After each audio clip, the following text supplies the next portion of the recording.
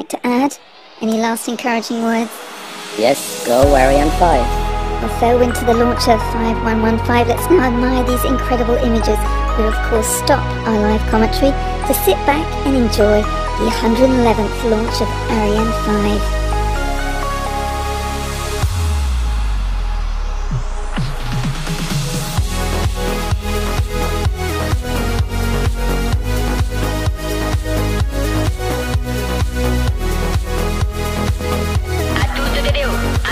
Pour le décompte final.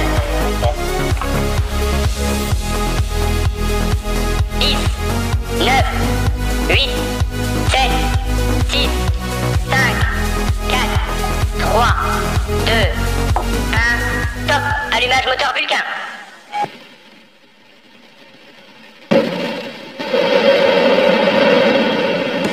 Allumage des 2 EAP et décollage VA 255, SES-17 Syracuse 4A.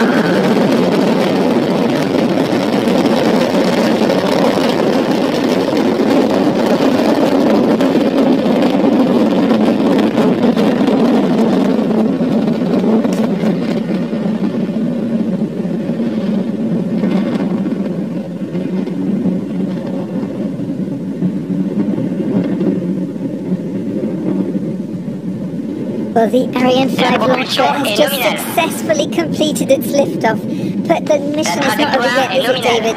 Other equally important steps are still to come. These include the separation of the 2 satellites on board, Syracuse 4A and SES-17, which should reach their geostationary position in about 30 minutes. Is that correct, David? I'm so happy. Yes, that's right, that's right. David, you are also connected with Kourou via an earpiece, where the CVI transmits all the information concerning the evolution of the mission. What is the CVI and how does it work? Yes, I have a direct link with the CVI team, a team located in Kourou who receives the real-time flight data sent by the launcher to the tracking stations. And right now they confirm that all the parameters are as expected. These parameters include the altitude, the velocity, the engine parameters. So at 2 minutes, 19 seconds from liftoff, the CVI should announce, am I right, the separation of the boosters? Is that the first thing? Yes, that's right. How important is this step for the mission, David? Yes, in a few seconds the booster separation should take place. The launcher will have gone through the most stressful part of the launch. Stressful? Yes, in terms of mechanical loads, dynamic pressure, and the booster separation will be at around 65 kilometers and traveling at the speed of Mach 6.5. So it should come up in just a few seconds. So a few seconds. 3 seconds. Yep, we've seen it now. Yes, we have the confirmation of the separation, yes. Okay. So this stage is the first of many, and in a few seconds Ariane will be at an altitude of 110 kilometers, and the DDO will then be announcing the separation of the fairing. What can you tell us about this particular stage, David? Yeah, so at 110 kilometer altitude the atmosphere has become really thin, only a few air particles remain. So at this point the fairing, which is there to protect the satellites from the atmosphere, the heat and the sound at liftoff, and during the ascent, is no longer needed, so it is jettisoned to save weight. So this again should happen in just about 10 seconds. This is an important moment as well. Well, every stage is important, every phase. We're just waiting now. A couple of seconds for the separation of the fairing. The 18, there we go. Séparation de la coiffe. We just have seen it. We've seen it on the screen. And we have the confirmation from the DDO. Brilliant. As well.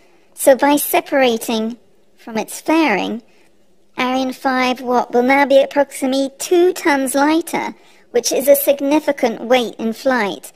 La trajectoire est nominale. SES-17, one of the 2 satellites launched tonight, had a launch mass of more than 6 tons, and it is one of the 10 heaviest telecommunication satellites launched by Arianespace since its creation. Am I correct, David? Yes, that's right, yes. So at this stage of the launch, we have a launcher that weighs what, and is travelling at what speed? We can see it up on the screen, I think. Can you tell us? Well, in terms of mass, the launcher was about 780 tons at liftoff. Right now, we have only about 149 tons left. And the speed, as you can see, yes, it's about 2.7 kilometers per second, which is about a third of what we need to reach. At the end of the flight, we will be about 9.3 kilometers per second. So now up on... We've got Ariane 5 up there. Can you talk to us about the images we're seeing up here? La propulsion est nominale. Yes, so you have the launcher as it is right now with the main stage, and then on top the upper stage and the two satellites on the right-hand side. And on the right you see, yes, the different parameters, the altitude of the launcher, and then the ground track with the trajectory that it will follow along crossing the ocean and then Africa. Can I just ask you, what will the next launch at Ariane 6 bring in terms of adaptability? Well, it will bring a much larger fairing size, and that will help to launch any two large communication satellites.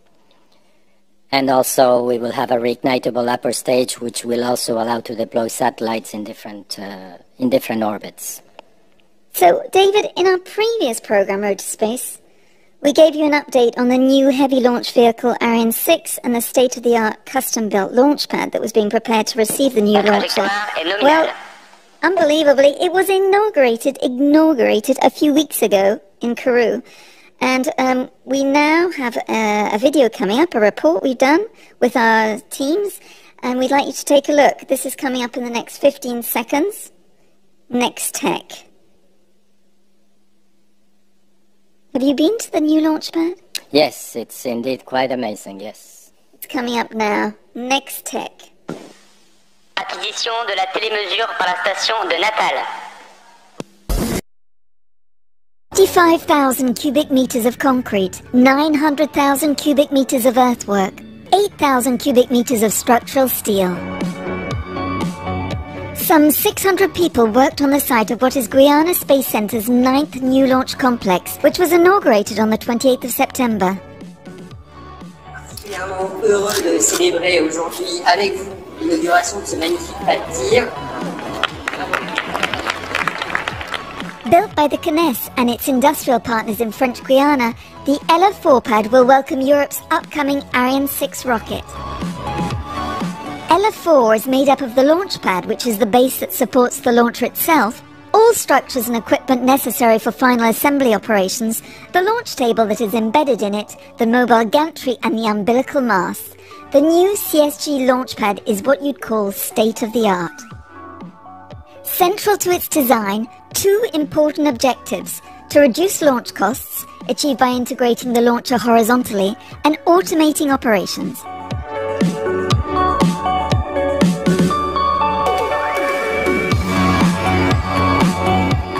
The second objective was the environmental aspect: archaeological excavations, a wildlife inventory, and to cede 1,336 hectares of land to the Conservatoire du Littoral to offset constructions. As for infrastructures, the LF4 complex will significantly minimize the use of air conditioning and therefore energy consumption during operations. We will of course come back to you to talk about this 9th launch zone, which will shortly welcome Ariane 6. But for the moment, let's continue to follow the progression of Ariane 5 on its 111th mission. The DDO, Head of Operations in Kourou, has just announced the acquisition of the natal station. David, you've been our expert throughout this program in Road to Space since the beginning of the mission. Can you talk to us a bit more about this stage of the flight, which is as crucial as the first? Yes, so right now the main stage is in the last seconds of its job. It's the main engine will shut down in a few seconds, and the stage will be separated. And after that, there will be the ignition of the upper stage engine. So it should come up in a few seconds, and the yes. shutdown must be now. The upper stage? There we go. There we go. Yeah. Extinction moteur Vulcain. DDO is just telling us that. Yes, we have. Séparation de l'étage principal cryotechnique. We have the confirmation of the separation, and we have the confirmation. Allumage de l'étage et du as moteur well of the ignition HSS-17. of the upper stage engine. So what does that all mean? Well, it means that everything is going as expected. It's good news. And in the meantime, we have also heard that we had acquired the Natal tracking station, which is in Brazil. And so for the time being, everything is good. So, so we don't see the launcher anymore.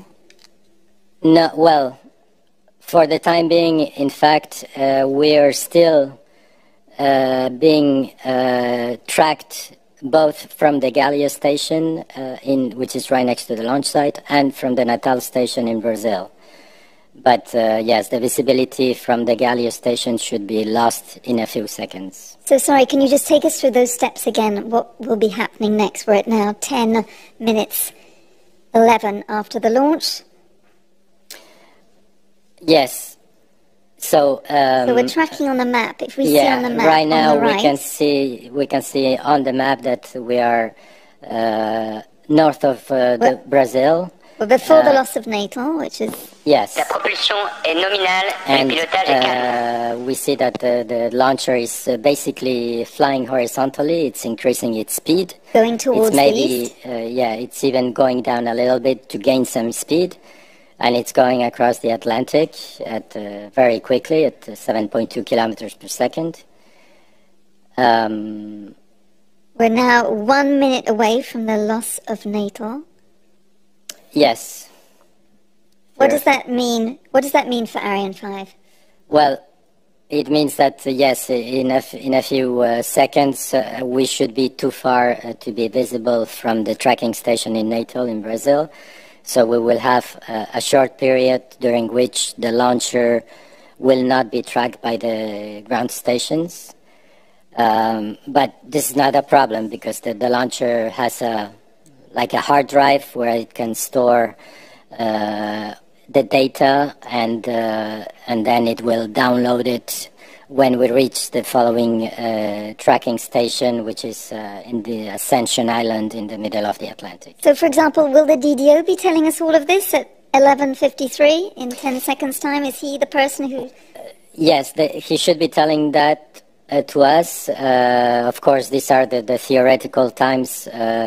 Sometimes the tracking is better than expected, meaning that we may not lose it at the time that is expected. We can lose it a bit later on. I'm just being told in my earpiece that in a couple of seconds we will be seeing that launch. Here we go. I think we're going to be seeing La it. trajectoire est nominale. Oh, no. He's just announcing exactly what you said. But as you see, on the left-hand side of our screen is the launch. Can we go through it again? Right. Can you talk us through it? Yes, we saw there the ignition of the Vulcan engine. This engine was checked right after its ignition, and once everything was checked to be normal, then the ignition of the boosters took place. Once the boosters are ignited, there is nothing that can hold the launcher down. So we've lifted off with a large thrust, more than 1,500 tons, mainly from the boosters. In about 20 minutes, Ariane 5 will place the two satellites SES-17 and Syracuse 4 into geostationary orbit. It's been a long journey from the clean rooms of Thales Alenia Space in Cannes, where we went to meet Kevin and Patrice on the Thales site. They both worked on the design and construction of these technological gems. Let's hear what they have to say. This is today's space work, a report for Road to Space, which is coming up now. Well, they have what you might call a dream job. Certainly, these are the jobs of the future. That's the message we get from this report. But meanwhile, the rocket is continuing its trajectory. We now have confirmation from the DDO that the launch has established contact with Libreville. Can you confirm that to me, David? Yes, that's right. Yes, we are. Everything is going as expected. We are getting closer to the end of the upper stage propulsive phase. So this Ariane 5 flight with these two Thales Alenia Space satellites aboard is a unique moment for the leader in satellite systems. Hervé Derey, CEO of the French company, is going to explain to us why. Let's take a look at this new report we have to offer you, Open Source, with the CEO, Hervé Derey.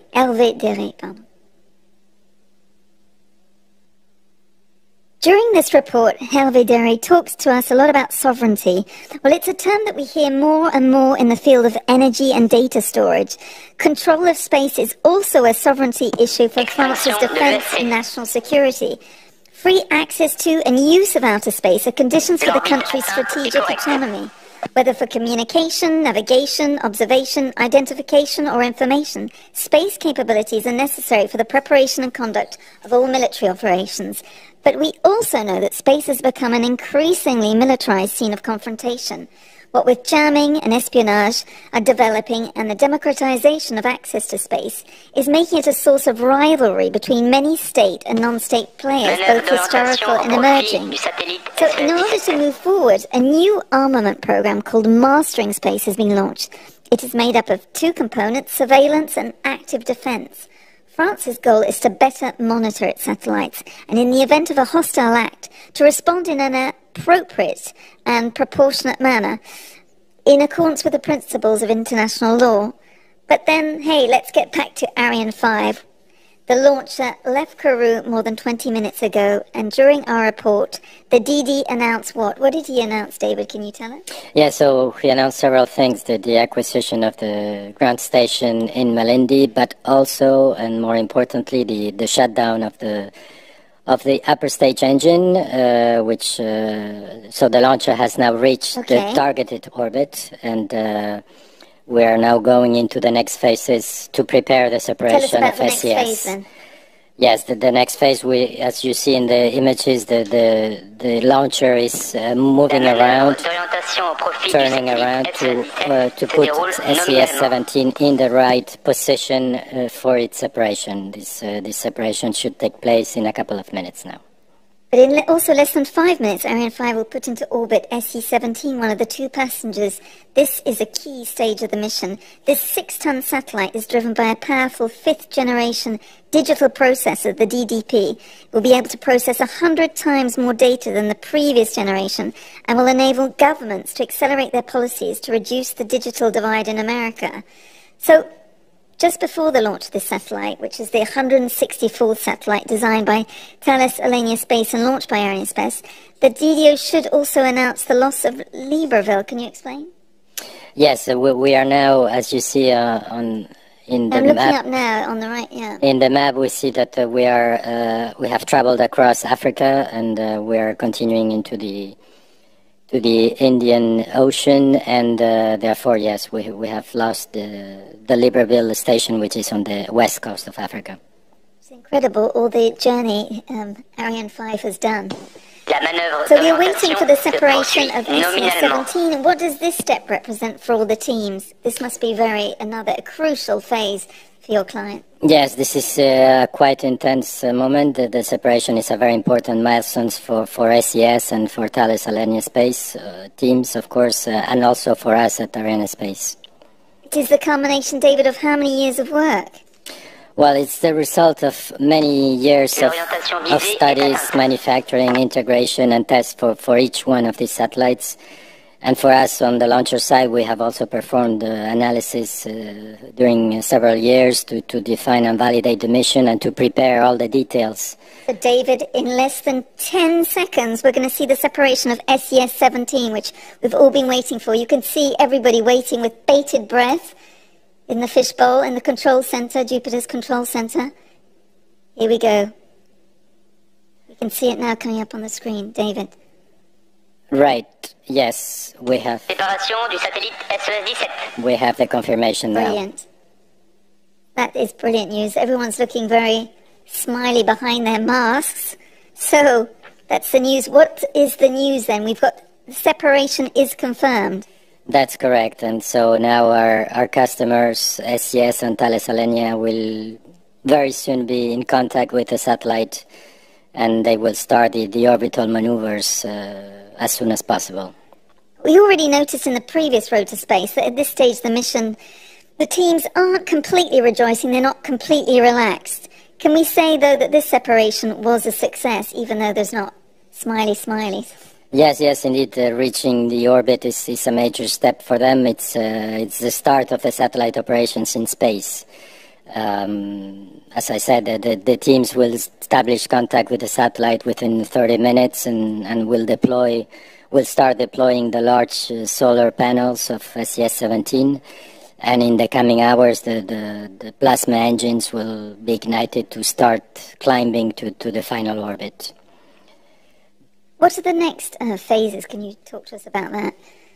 What you will be looking forward to? Yes, so right now, as you see in the image to the right, there is the main stage, the upper stage, and then the SILDA, the double launch structure that is still covering the lower passenger, Syracuse 4A.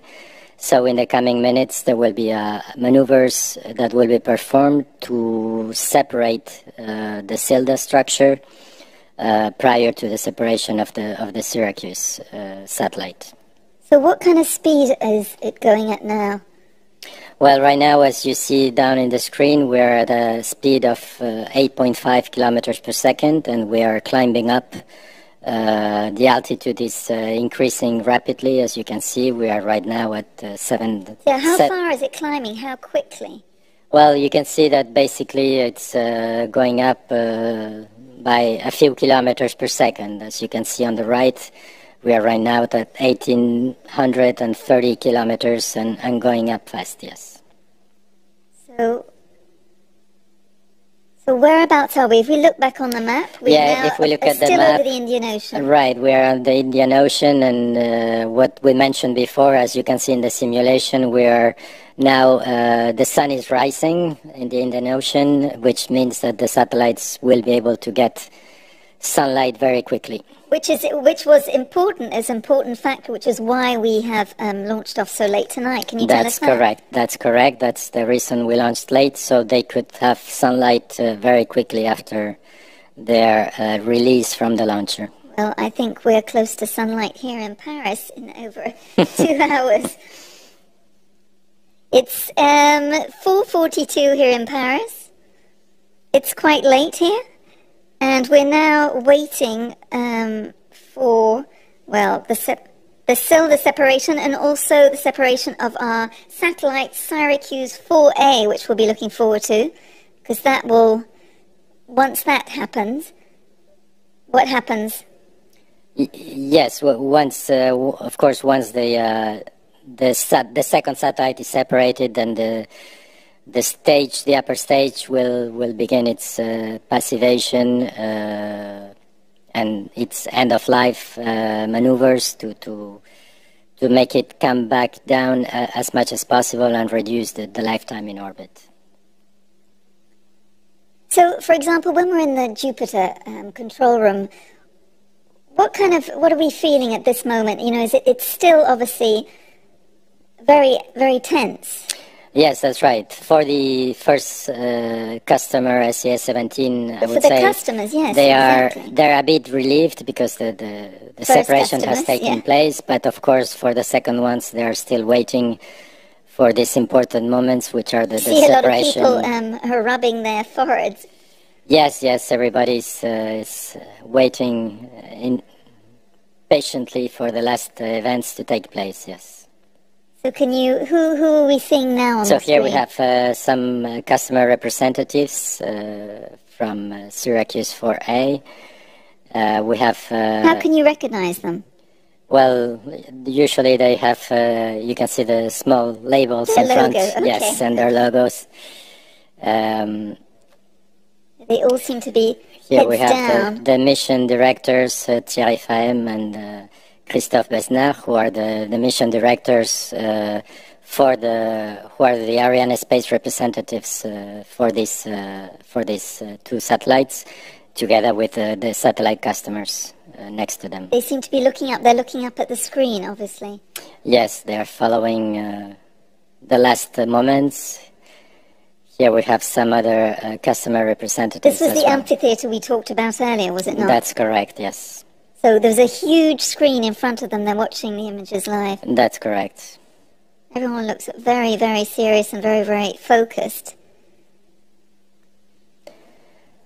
Yes, and we should have the separation of the cylinder structure coming up in... The DDO, will he be telling in us less that? than 1 minute. Yes, we will indeed get the confirmation from the DDO in around 40 seconds. Around 40 seconds. So we can still see the launcher carrying on its trajectory. Yes, we can see the cylinder structure, the black structure on top of the stage.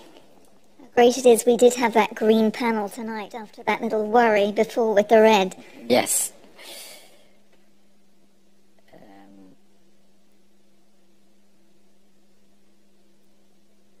We see the sun coming up. So where are we? We're still above the Indian Ocean.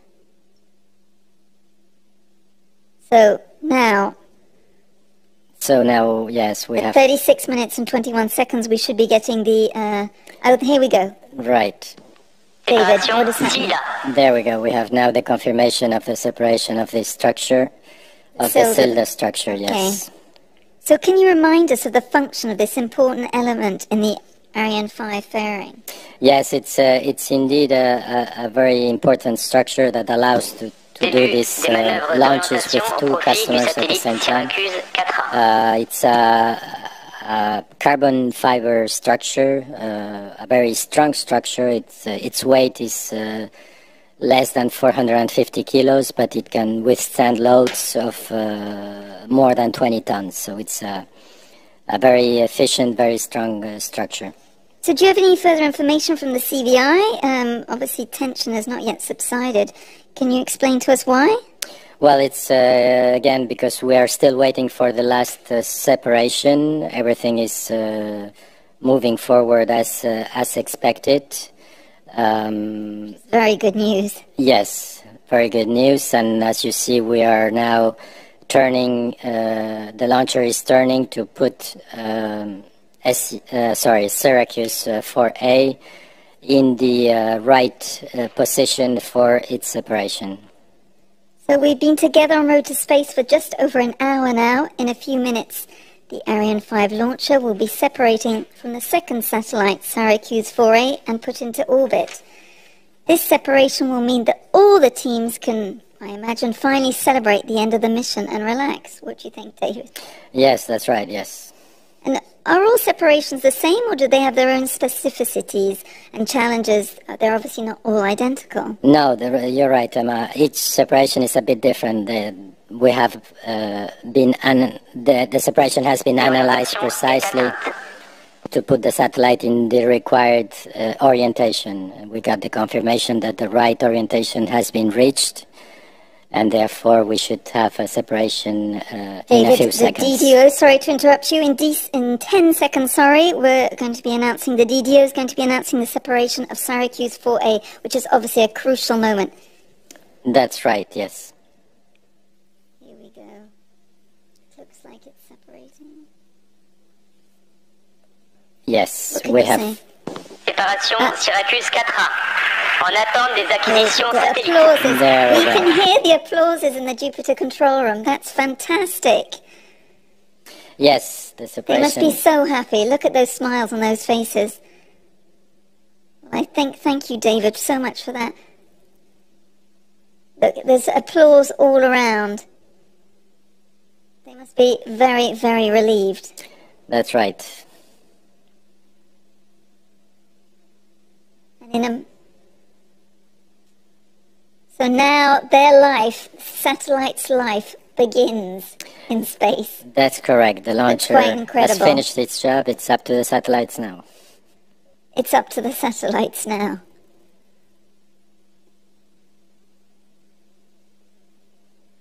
Well, we're now going to be linking up soon. We're going to be connecting with Stefan Israel.